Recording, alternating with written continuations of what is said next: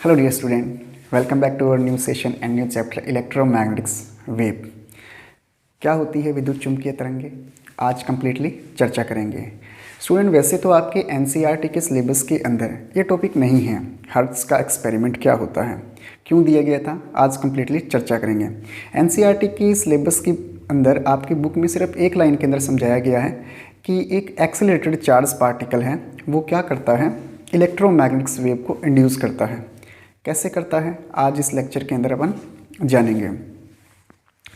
Exam के point of view से ये लेक्चर इतना इम्पोर्टेंट नहीं है, लेकिन अपने खुद के नॉलेज के लिए ये लेक्चर इम्पोर्टेंट है, इसलिए क्योंकि इलेक्ट्रोमैग्नेटिक्स वेव की शुरुआत कहाँ से हुई थी, आज के लेक्चर में अपने को पता चलेगा। एक एक्सेलरेटेड चार्ज पार्टिकल है, वो ईएम वेव्स को बनाता है। क्यों बनाता है, देखो स्टूडेंट्स, सबसे पहले तो बात आती है कि एक एक्सेलरेटेड चार्ज पार्टिकल होता क्या है। अपन ये जानते हैं कि अगर कोई चार्ज पार्टिकल है वो रेस्ट पे है तो वो क्या करता है, इलेक्ट्रिक फील्ड और इलेक्ट्रिक फील्ड को इंड्यूस करता है। सुनना, मान लो कि अपने पास में कोई चार्ज पार्टिकल है क्यों, अगर ये चार्ज पार्टिकल रेस्ट पे है तो ये क्या करेगा, सिर्फ और सिर्फ, अगर ये रेस्ट पे है तो सिर्फ और सिर्फ ये इलेक्ट्रिक फील्ड बनाता है, इलेक्ट्रिक फील्ड बनाता है। लेकिन अगर यही चार्ज पार्टिकल क्या करें, मूव करता है, अगर यही चार्ज पार्टिकल क्या करता है, मूव करता है, तो अब ये मूव दो प्रकार से कर सकता है। एक तो कांस्टेंट वेलोसिटी, सेकंड एक्सीलरेटेड, मतलब कि इसके अंदर क्या होगी, वेरिएबल वेलोसिटी। मतलब कि चार्ज पार्टिकल अगर वेलोसिटी में चेंज करता है तो क्या होगा, इसको आप क्या बोलते हो, एक्सीलरेटेड चार्ज पार्टिकल मतलब कि बोलते हो। ठीक है, अपन ये जानते हैं कि जब वो मूव करेगा तो वो क्या करता है, electric field plus magnetic field दोनों बनाता है। सेम हेयर, यहाँ पे भी क्या बनाएगा, इलेक्ट्रिक फील्ड और मैग्नेटिक फील्ड दोनों बनाएगा। लेकिन बात ये है कि जब वेलोसिटी कांस्टेंट होती है चार्ज पार्टिकल की तो क्या होगा, जो इलेक्ट्रिक फील्ड बनेगी और जो मैग्नेटिक फील्ड बनेगी वो भी क्या बनेगी, कांस्टेंट बनेगी। ठीक है, लेकिन अगर चार्ज पार्टिकल एक्सेलरेटेड है, यानी कि वेलोसिटी इसकी क्या है, वेरिएबल है, तो जो इलेक्ट्रिक फील्ड बनेगी वो तो कह सकते हैं कि कांस्टेंट है, क्योंकि चार्ज पार्टिकल के ऊपर चार्ज कांस्टेंट है। लेकिन मैग्नेटिक फील्ड जो बनेगी वो क्या बनेगी, वेरिएबल बनेगी। और अगर चार्ज पार्टिकल एक्सेलरेटेड है, मींस वो क्या कर रहा है, मूव कर रहा है, तो मूव करता हुआ चार्ज पार्टिकल क्या करता है, इलेक्ट्रिक फील्ड और मैग्नेटिक फील्ड दोनों का निर्माण करता है। और यहीं से जो वेव बनती है वो क्या होती है, इलेक्ट्रोमैग्नेटिक्स वेव होती है। मतलब कि चार्ज पार्टिकल चलेगा तो इलेक्ट्रिक फील्ड और मैग्नेटिक फील्ड दोनों इंड्यूस होगी। तो यहीं से मैक्सवेल नामक वैज्ञानिक जो थे, उन्होंने थ्योरी दी थी कि जो चार्ज पार्टिकल चलता है वो क्या करता है, इलेक्ट्रोमैग्नेटिक्स वेव की फॉर्म में चलता है।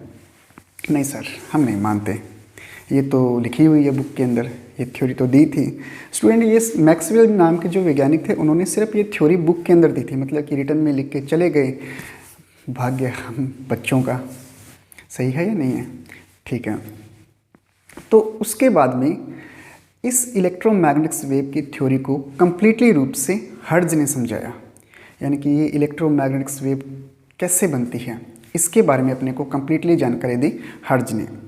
मैक्सवेल सिर्फ इतना बता के चले गए थे, उन्होंने एक एक्सपेरिमेंट भी किया था। अगर आपको प्रीवियस लेक्चर के अंदर मैंने ये बताया है आपको कि अगर कोई करंट कैरिंग वायर है, उस करंट कैरिंग वायर के पास में आप क्या करते हो, कोई कंपास को लेके आते हो तो वो कंपास डिफ्लेक्ट हो जाती है।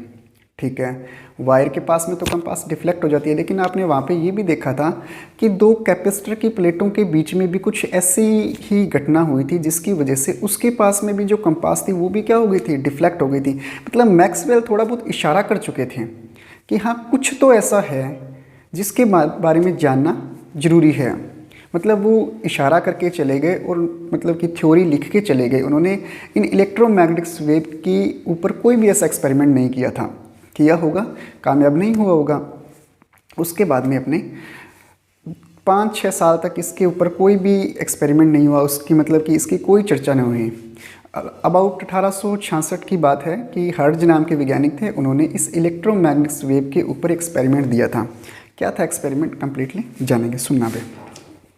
हर्ट्ज नाम के वैज्ञानिक ने ये बताया था कि, सुनना ध्यान से, इन्होंने एक इंडक्शन कोयल ली, जिसको आप क्या बोलते हो, प्रेरण कुंडली बोलते हो।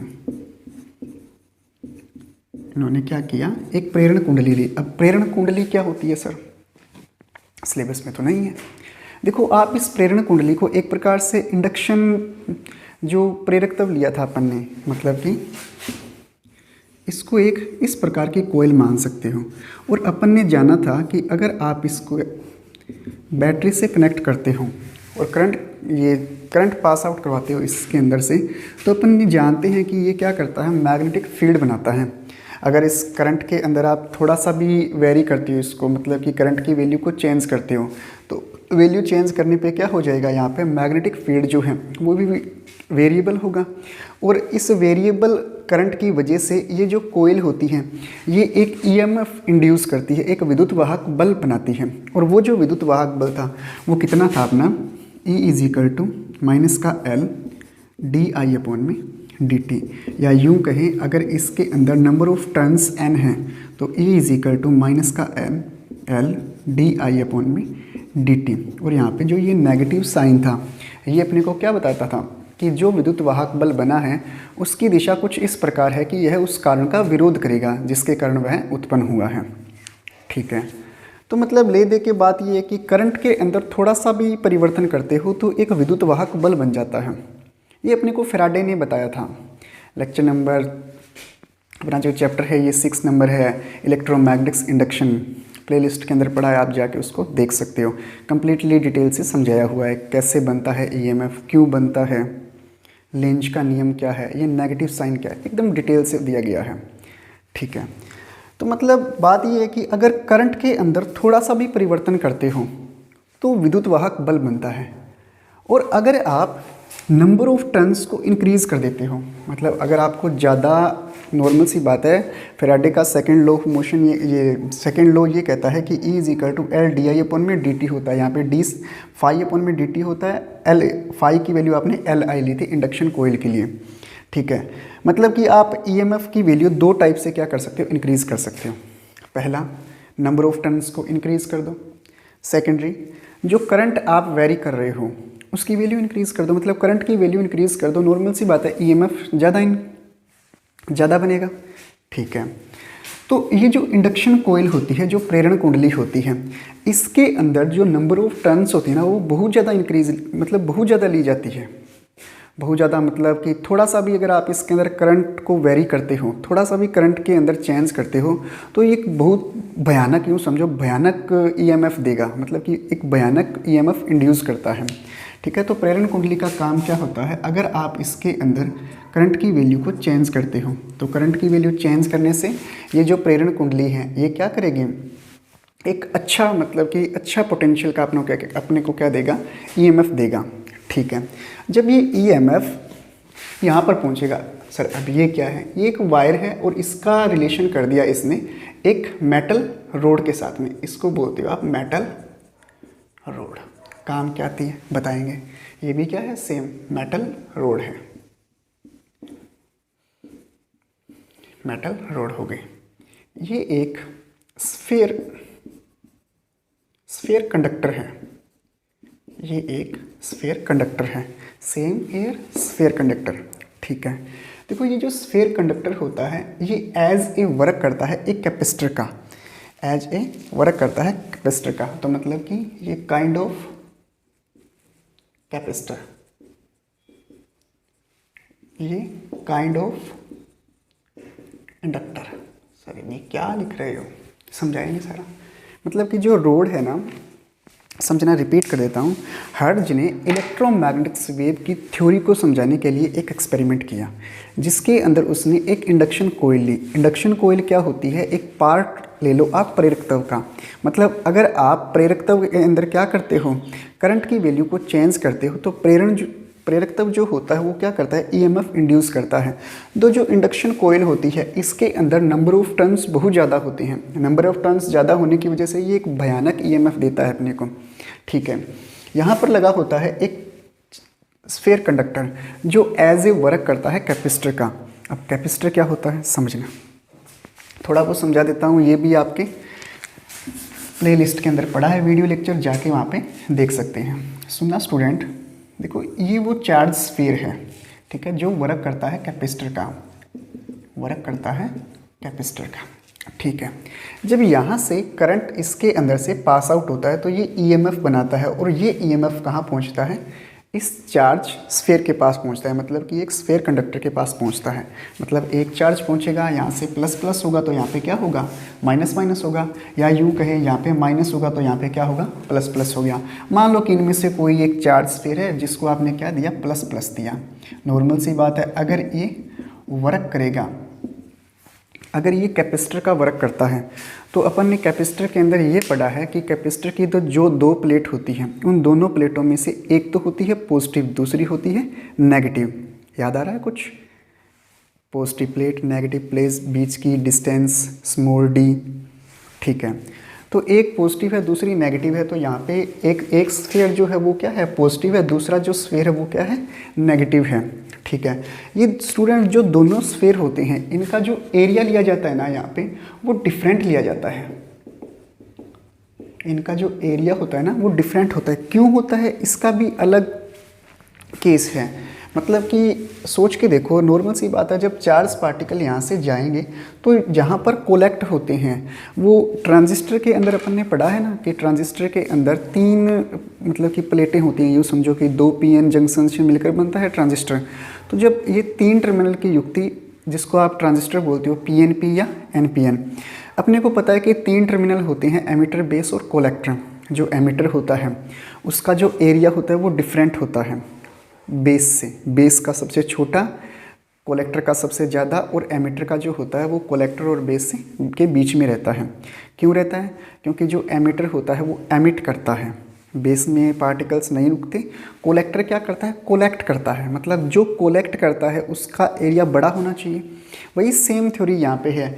इनमें से एक कैपेसिटर क्या करेगा, चार्ज पार्टिकल को मतलब कि बाहर निकालेगा, और दूसरा जो चार्ज स्फीयर है वो क्या करेगा, चार्ज पार्टिकल को अपने अंदर एब्जॉर्ब करेगा, अपने अंदर समाहित करेगा, यूँ समझो, ठीक है। तो इनका जो एरिया है ना, ये यूँ समझो कि ये पी प्लेट है कैपेसिटर की, ये मान लो कि क्यू प्लेट है, दोनों का एरिया डिफरेंट डिफरेंट है, ठीक है।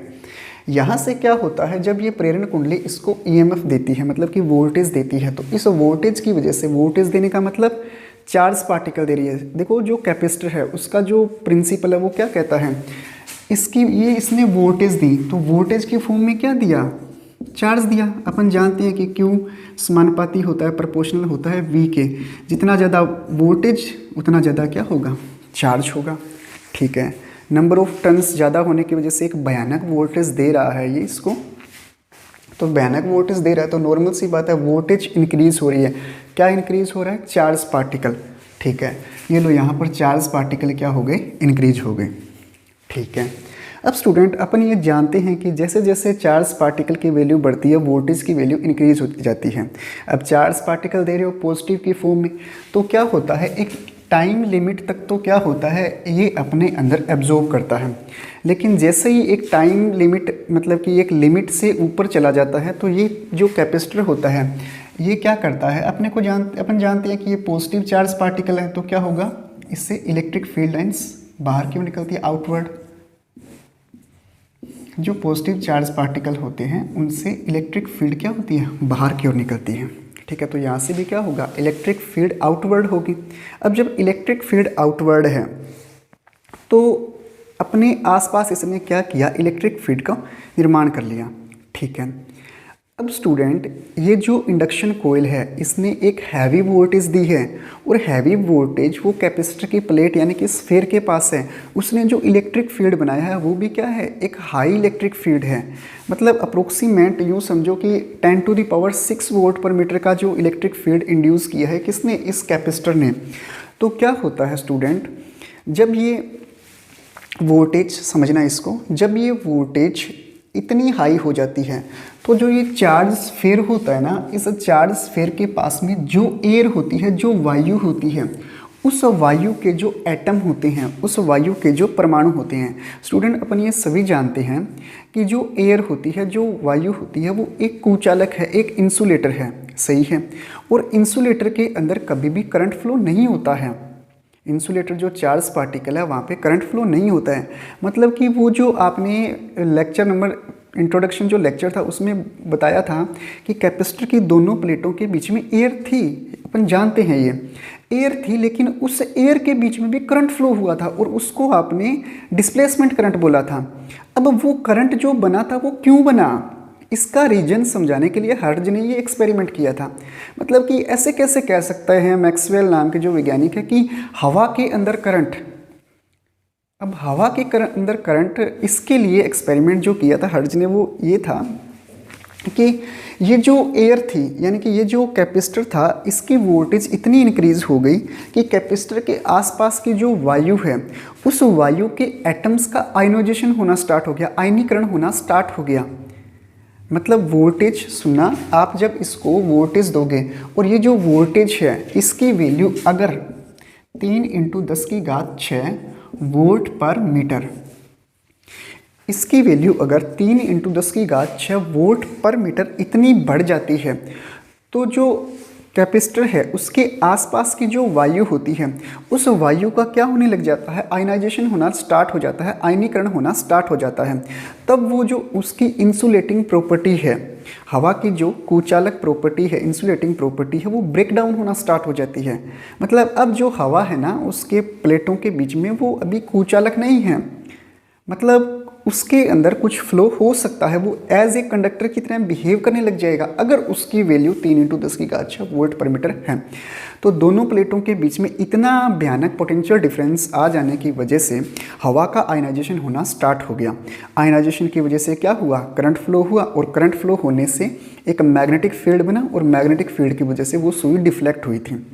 ठीक है, ये मैक्सवेल नहीं समझा पाए, उन्होंने थ्योरी दे दी, रिटर्न में लिख के चले गए, भाई साहब तो निकल लिए। ठीक है, तो हुआ क्या, इतना वोल्ट पोटेंशियल डिफरेंस, हवा का आयनाइजेशन हुआ, आयनाइजेशन होने की वजह से एक मतलब कि इंसुलेटिंग प्रॉपर्टी खत्म। ठीक है, तो यहाँ से वोल्टेज यानी कि विद्युत वाहक बना और विद्युत वाहक बल से इस इंडक्शन कोयल के अंदर करंट पास आउट हुआ, यानी कि ये जो मेटल रोड है इसके अंदर करंट पास हुआ और करंट पास हुआ और सेम चीज़ यहाँ पे बनी, सेम चीज़ कहाँ बनी, यहाँ पे बनी। तो क्या हुआ, ये जो बीच का गैप है जिसको आप क्या बोलते हो, स्पार्क गैप बोलते हो,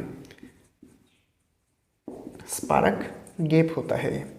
अब ये क्या होता है सर, स्पार्क गैप मतलब कि जो दो रोड ली गई है जिसको आपने इंडक्शन मतलब कि एज ए बिहेव करता है इंडक्शन कोयल की तरह, तो जो रोड ली गई है ना उनके बीच में जो एयर थी, पहली बात इनके बीच की जो डिस्टेंस होती है वो अप्रोक्सीमेट 6 सेंटीमीटर ली जाती है, अप्रोक्सीमेट 6 सेंटीमीटर ली जाती है।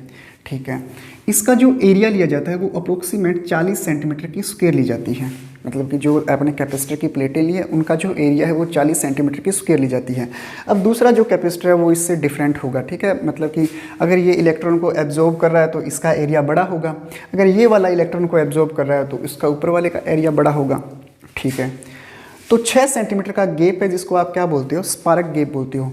और इसी 6 सेंटीमीटर के गैप के अंदर जो एयर है उसका क्या होना स्टार्ट हो जाएगा, इंसुलेटिंग जो प्रॉपर्टी है वो ब्रेक डाउन होना स्टार्ट हो जाएगी। और जैसे इंसुलेटिंग प्रॉपर्टी ब्रेक डाउन होना स्टार्ट हुई इसके बीच में एक चिंगारी सी निकलेगी। मतलब कि यहाँ पर क्या होगा, एक करंट पास आउट होगा। मतलब कि यहाँ पर यूँ समझो कि एक स्पार्क होगा, आपने सुना होगा स्पार्क का मीन्स क्या होता है, मतलब कि एक बिजली सी उत्पन्न होगी, अपन जानते हैं ये चीज़। ठीक है, तो यहाँ पे क्या होगा, स्पार्क होगा। ठीक है, और स्पार्क होगा यहाँ पे, और इस स्पार्क की वजह से ही वहाँ पर जो इंडक्शन कोयल थी, मतलब कि वहाँ पर जो कैपेसिटर की प्लेटों के बीच में वो स्पार्क हुआ था और उस स्पार्क की वजह से एक मैग्नेटिक फील्ड बनी और मैग्नेटिक फील्ड की वजह से उस कोयल के अंदर क्या आया था, डिफ्लेक्शन आया था। ये थ्योरी थी मेन तो। ठीक है, अब एक्सेलरेटेड चार्ज पार्टिकल क्या है, और यहाँ पर तो सर आपने नाम ही नहीं लिया एक्सेलरेटेड चार्ज पार्टिकल का, नहीं लिया, बिल्कुल नहीं लिया। समझाते हैं क्या है, सुनो। देखो स्टूडेंट, यूँ समझो कि ये जो स्फीयर है ये क्या करता है, इलेक्ट्रॉन निकालता है। ठीक है, ये इलेक्ट्रॉन यहाँ पर मान लो कि पॉजिटिव चार्ज पार्टिकल है, नॉर्मल सी बात है, यहाँ से करंट पास आउट होगा तो करंट इसके अंदर से जब निकलेगा ऐसे वापस आएगा, यहाँ पे देखो जा रहा है, यहाँ पे आ रहा है तो मतलब कि पूरा राउंड करके आएगा, तो यहाँ पर तो कुछ होल होगा, क्योंकि इलेक्ट्रॉन जो होते हैं वो होल की तरफ अट्रैक्ट होते हैं। ठीक है, तो यहाँ पर इलेक्ट्रॉन जब निकलेगा यहाँ से इलेक्ट्रॉन निकलेगा और वो इंसुलेटिंग प्रॉपर्टी जो एयर है वो ख़त्म हो चुकी है, ब्रेक डाउन हो चुकी है, तो इलेक्ट्रॉन इस गैप से पास आउट हो सकता है, इलेक्ट्रॉन इस गैप से पास आउट हो सकता है। तो जब ये इलेक्ट्रॉन इस गैप से पास आउट होगा तो यहाँ पर होल है, जैसे जैसे इलेक्ट्रॉन इस होल की तरफ आएगा, देखो यहाँ पे इलेक्ट्रॉन है और वो इस होल की ओर बढ़ रहा है, तो जैसे इलेक्ट्रॉन होल की ओर बढ़ रहा होता है तो अट्रैक्शन जो फोर्स होती है होल की वो बढ़ती जाती है, क्योंकि पावर बहुत ज़्यादा है, जो पोटेंशियल डिफरेंस लगा रखा है वो बहुत ज़्यादा है। तो इलेक्ट्रॉन जैसे जैसे पास आता जाता है वैसे वैसे क्या होता जाता है, उसका अट्रैक्शन बढ़ता जाता है, मतलब कि इलेक्ट्रॉन की जो स्पीड है वो क्या होती जाएगी, बहुत ज़्यादा होती जाएगी। और इलेक्ट्रॉन की स्पीड ज़्यादा होने की वजह से, जिसको आपने क्या बोला है, एक्सीलरेटेड चार्ज पार्टिकल बोला है, समझे नहीं समझे। तो यहाँ से यहाँ तक इलेक्ट्रॉन जब इस गैप से पास आउट होगा तो वो अपनी स्पीड को क्या करेगा, इंक्रीज़ करेगा, और स्पीड को इंक्रीज़ करेगा तो यहाँ पर एक चार्ज जो पार्टिकल है वो अपनी स्पीड को इंक्रीज़ कर रहा है, मीन्स वो मूव कर रहा है, और मूव करता हुआ जो चार्ज पार्टिकल होता है, जो मूव करता हुआ चार्ज पार्टिकल, और वो भी कैसा, एक्सीलरेटेड, वो क्या करता है, इलेक्ट्रिक फील्ड और मैग्नेटिक फील्ड दोनों बनाता है। अब दोनों बनाता है तो इसको क्या बोलते हो आप, इस चार्ज पार्टिकल ने इलेक्ट्रिक फील्ड और मैग्नेटिक फील्ड दोनों बनाई, और इसी को जो हर्ट्ज नाम के वैज्ञानिक थे इन्होंने क्या बोला कि ये एक इलेक्ट्रोमैग्नेटिक वेव की फॉर्म में निकल रही है।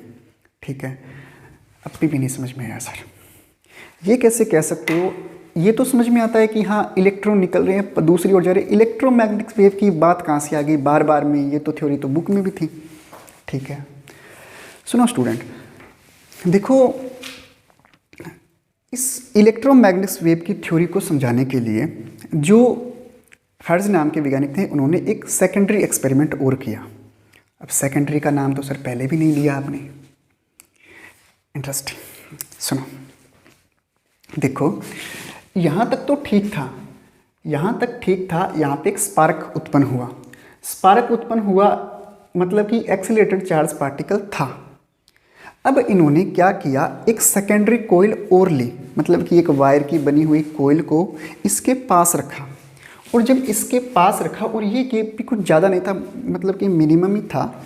अब इसका मतलब मेरे को अप्रोक्सीमेट वैल्यू नहीं याद है, लेकिन ये गैप थोड़ा ही था।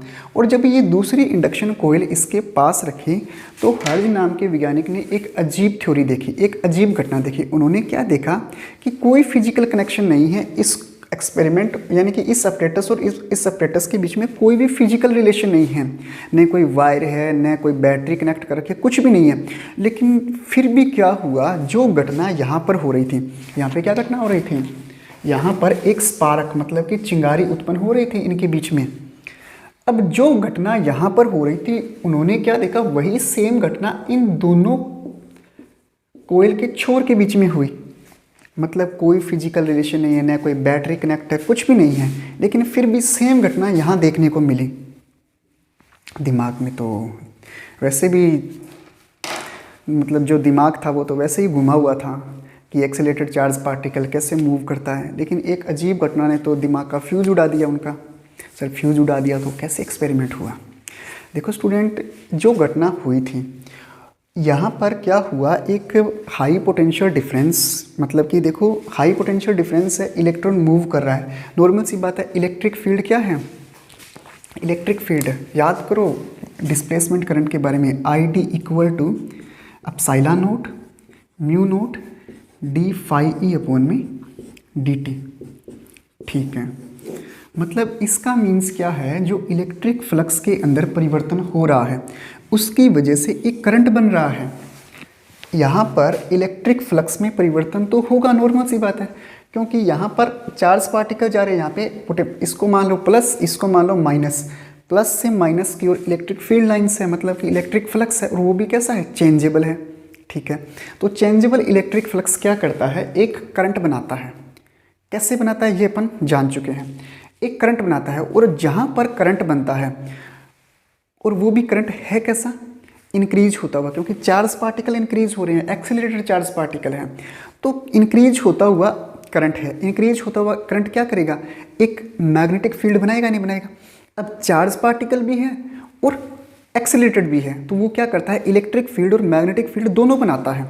अब इलेक्ट्रिक फील्ड और मैग्नेटिक फील्ड दोनों बनाता है, तो वो जो इलेक्ट्रिक फील्ड और मैग्नेटिक फील्ड है, इस चार्ज पार्टिकल ने इन दोनों की वजह से, रिपीट कर देता हूँ, इलेक्ट्रिक फील्ड और मैग्नेटिक फील्ड दोनों वेक्टर क्वांटिटी है, और वो वेक्टर क्वांटिटी मल्टीपल होके एक वेक्टर देता है वेव की फॉर्म में। मतलब जो वेव आएगी वो कैसी आएगी, इलेक्ट्रिक फील्ड और मैग्नेटिक फील्ड दोनों के परपेंडिकुलर था। देखो स्टूडेंट, अपन ये जानते हैं कि जो A vector cross A vector is equal to आप B vector cross C vector लिखते हो, मतलब B vector cross C vector का जो रिजल्टेंट होता है वो ए वेक्टर की डायरेक्शन लेता है, ठीक है। तो ई कैसा है, इलेक्ट्रिक फील्ड वेक्टर क्वांटिटी है, सदिश राशि है। मैग्नेटिक फील्ड भी कैसा है, वेक्टर क्वांटिटी है, सदिश राशि है। इन दोनों बन रहे हैं, इलेक्ट्रिक फील्ड और मैग्नेटिक फील्ड दोनों बन रहे हैं। और जो वेव बन रही है इलेक्ट्रोमैग्नेटिक्स वेव EMW जो बन रही है वो भी क्या है, एक वेक्टर के फॉर्म में है, मतलब उसकी भी तो डायरेक्शन है। तो ए क्रॉस बी से अपने को वेक्टर मिल रहा है, मीन्स क्या है, इसका परपेंडिकुलर है। सोच के देखो, अगर स्टूडेंट मतलब कि अगर ए क्रॉस, अगर दो वेक्टर क्वांटिटी है और दोनों वेक्टर क्वांटिटी मल्टीपल हो रही है, और मल्टीपल होने पे अपने को मिलता है एक स्केलर मिलता है, तो ऑब्वियस सी बात है कि उसकी डायरेक्शन नहीं होती है। अब अपन ये जानते हैं ऑलरेडी कि वेव की डायरेक्शन होती है।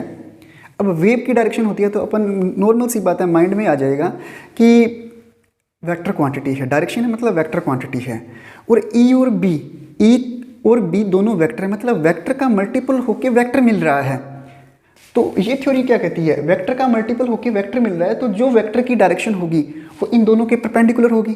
मतलब कि ए बी के भी परपेंडिकुलर है, बी सी के भी परपेंडिकुलर है, ये ए बी के भी परपेंडिकुलर है, ए सी के भी परपेंडिकुलर है, और बी और सी तो परपेंडिकुलर होते ही है, ठीक है। तो मतलब जो वेव मिली, देखो यहाँ पर कोई फिजिकल कनेक्शन नहीं था, और नो फिजिकल कनेक्शन के बावजूद यहाँ पर एक स्पार्क मिला अपने को। और वो जो स्पार्क मिला, वो स्पार्क मिला क्यों, क्योंकि इलेक्ट्रोमैग्नेटिक वेव्स थी। और वो जो इलेक्ट्रोमैग्नेटिक वेव थी वो कैसे चल रही थी, सुनना।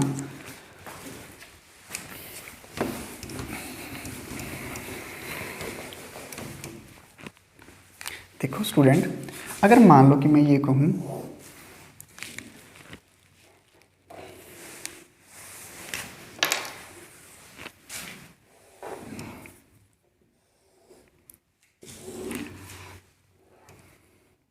अपन ये जानते हैं, अगर आप इसको x बोलते हो, ये yx और ये zx, ठीक है। यहाँ पर लिख देते हैं कि जो वेव मिल रही है अपने को, जो वेव है वो मैग्नेटिक फील्ड और इलेक्ट्रिक फील्ड दोनों के रिजल्टेंट से मिल रही है, सही है, रिजल्टेंट से मिल रही है, ठीक है। अगर जो मैग्नेटिक फील्ड है या अगर इलेक्ट्रिक फील्ड को आप यूँ कहें कि वो y डायरेक्शन में जा रही है, अगर वो y डायरेक्शन में जा रही है, ये लो, ठीक है। अगर वो y डायरेक्शन के अंदर जा रही है, ये है इलेक्ट्रिक फील्ड,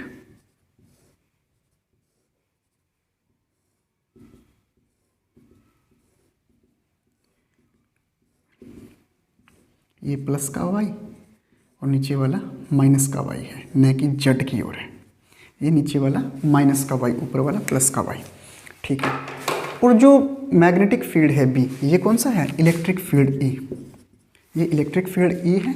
और जो मैग्नेटिक फील्ड है वो अपन ये जानते हैं कि E और B परपेंडिकुलर होंगे, ऑब्वियस सी बात है। तो अगर परपेंडिकुलर होंगे तो अगर इसको Z डायरेक्शन में शो करते हैं तो Z डायरेक्शन में क्या होगा, ये कुछ इस टाइप से होगा, सही है, मीन्स ये Z डायरेक्शन, ये माइनस Z, ये कुछ इस टाइप से। और जो वेव्स चल रही है वो x डायरेक्शन में चल रही है और तीनों एक दूसरे के परपेंडिकुलर होते हैं। बोलो एग्री करते हो, नहीं सर अभी भी एग्री नहीं करते। मतलब स्टूडेंट देखो, E और B जो है इलेक्ट्रिक फील्ड और मैग्नेटिक फील्ड, अपन ऑब्वियस सी बात है कि वेव वेक्टर है, ये जानते हैं, मतलब उसकी डायरेक्शन है, तो जो जिसकी डायरेक्शन होती है वो तो वेक्टर है, ठीक है। जो समझो सिर्फ फिलहाल, तो डायरेक्शन है और इलेक्ट्रिक फील्ड और मैग्नेटिक फील्ड वो दोनों भी क्या है, वेक्टर है, मतलब कि दो वेक्टर के मल्टीपल होने से वेक्टर मिल रहा है। ये ऑब्वियस सी बात है, क्योंकि इलेक्ट्रिक फील्ड और मैग्नेटिक फील्ड, देखो एक्सीलरेटेड चार्ज पार्टिकल का मीन्स क्या है, एक्सीलरेटेड का मीन्स चार्ज पार्टिकल है, मीन्स इलेक्ट्रिक फील्ड है, एक्सीलरेटेड है मतलब कि मैग्नेटिक फील्ड है, लेकिन वो भी मैग्नेटिक फील्ड कैसी है, वेरिएबल है। तो इलेक्ट्रिक फील्ड और मैग्नेटिक फील्ड दोनों हैं और दोनों से अपने को वेव मिल रही है, मतलब इलेक्ट्रिक फील्ड और मैग्नेटिक फील्ड वेक्टर है और उन दोनों से वेव मिल रही है, वो भी वेक्टर है। तो ये काम करेगा A vector is equal to B cross C, तो बी और सी का परपेंडिकुलर ए होगा, ठीक है। तो अगर इलेक्ट्रिक फील्ड को आप वाई डायरेक्शन में शो करते हो, वाई ये माइनस वाई, वाई और नीचे वाला माइनस वाई, और जो मैग्नेटिक फील्ड है उस मैग्नेटिक फील्ड को आप, ये बी क्या है, मैग्नेटिक फील्ड, ये इलेक्ट्रिक फील्ड है, ठीक है। अगर बी मैग्नेटिक फील्ड है, जेड डायरेक्शन में है और ये माइनस जेड डायरेक्शन के अंदर है, ठीक है। तो माइनस जेड डायरेक्शन के अंदर होने की वजह से क्या होगा, और दोनों के रिजल्टेंट से अपने को वेव मिली, तो जो वेव चलेगी वो किस डायरेक्शन में चलेगी, एक्स डायरेक्शन में चलेगी। समझो, ये है आपकी इलेक्ट्रिक फील्ड, ये है आपकी इलेक्ट्रिक फील्ड, ठीक है। मैग्नेटिक फील्ड यूँ समझो, ये ऐसे है, इलेक्ट्रिक फील्ड लो चली सही है, ये मैग्नेटिक फील्ड ऐसे चले, तो जो वेव चलेगी वो ऐसे चलेगी, electric field magnetic field, wave ऐसे चलेगी, electric field magnetic field, electric field magnetic field, wave. बोलो एग्री करते हो। तो इस प्रकार जो हर्ट्ज नाम के वैज्ञानिक थे उन्होंने क्या किया, एक वेव की प्रॉपर्टी को समझाया। बोलो एग्री करते हो। जो एक्सपेरिमेंट दिया गया था, जो स्पार्क बना था, वो इन वेव्स की वजह से ही बना था। दूसरी कोयल के अंदर जो स्पार्क हुआ, वो स्पार्क कैसे बना, क्योंकि वेव कहाँ पहुंची, इसके पास पहुंची, और इस वेव जब इस दूसरी कोयल में पहुंची तो वहाँ पर क्या बनाया, एक ईएमएफ बनाया, और उस ईएमएफ की वजह से ही यहाँ पर स्पार्क बना। सुनो, एक बार पूरे के पूरे एक्सपेरिमेंट को रिपीट कर देता हूँ। यहाँ से करंट चेंजेबल, तो एक ईएमएफ की वजह से यहाँ पे चार्ज स्फीयर है, उसके अंदर क्या हुआ, एक हाई वोल्टेज यानी कि हाई पोटेंशियल बना। इस हाई पोटेंशियल की वजह से हवा का आयनाइजेशन हुआ, आयनीकरण हुआ। आयनीकरण की वजह से यहाँ से जब इलेक्ट्रॉन पास आउट हुआ, या यूँ कहें आयनाइजेशन हुआ, तो यहाँ पे एक स्पार्क बना, मतलब कि एयर का आयनाइजेशन, मतलब कि जो उसकी इंसुलेटिंग प्रॉपर्टी है वो क्या हो गई, ब्रेकडाउन हो गई।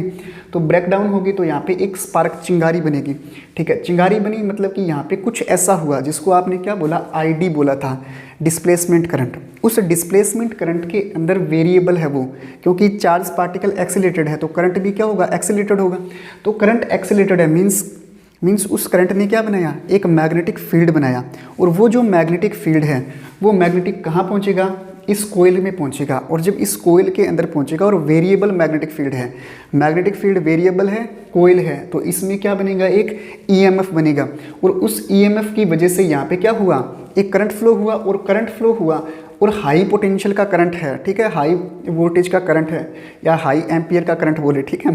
तो हाई एम्पियर का करंट यहाँ पे क्या करेगा, फिर एक स्पार्क बनाएगा, ठीक है, और उस स्पार्क की वजह से यहाँ पे क्या आएगी, चिंगारी उत्पन्न होगी, ठीक है। तो इस प्रकार हर्ट्ज ने क्या किया था, इलेक्ट्रोमैग्नेटिक वेव की प्रॉपर्टी को शो किया था, ठीक है। इसके बाद में ये बुक्स के अंदर छपना स्टार्ट हो गया, मतलब कि मैक्सवेल थ्योरी देके निकल लिए। समझाया किसने इसको, हर्ट्ज ने 1886 के अंदर, ठीक है। 1866 था, 1866 के आसपास था, ठीक है। तो आज का जो लेक्चर है यहाँ पे कंप्लीट करता हूँ। आई होप आपको ये वीडियो लेक्चर समझ में आया होगा। आई होप आपको ये जो एक्सपेरिमेंट किया होगा आपने इसको फील किया था। तो स्टडी करते रहिए, मज़े में रहिए, मस्त रहिए। All the very best.